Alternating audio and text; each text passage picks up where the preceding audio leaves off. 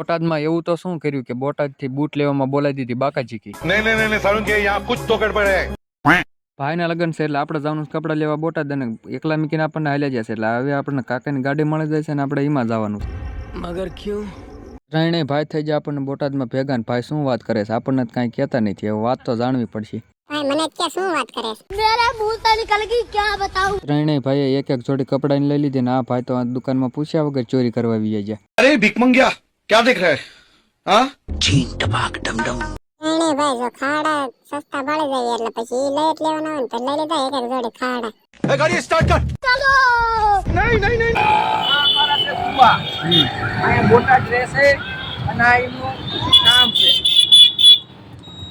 તું તો દાદાનું રહે. હાલો પછી તો શું ભાઈનું હતું આજ ફુલેકું એટલે ભાઈની કરી નાખી હતી આપણે ફોટોગ્રાફી ચાલુ. ભાઈના ફુલેકામાં તૈયાર થઈને ગયા હતા તો એક ભાઈ બોલાવતા માવાની બાકાજી કી. સુનો ક્યાં? ये भी मेरी गलती है. કાકાએ આપણે પાસે મોબાઈલ લઈને સીધું કહી દીધું કે હવે મળીએ આપણે સીધા જાનમાં. हम्बा हम्बा रंबा रंबा कंबा कंबा. અહીંની એન્ટ્રી થઈ જાય સનરૂપ ગાડીમાં અને છોકરાએ બોલાવી દીધી પિકઅપમાં બાકાજી કી. આ રમવાની સ્ટાઇલ તો કાંઈક નવી જ આવી છે.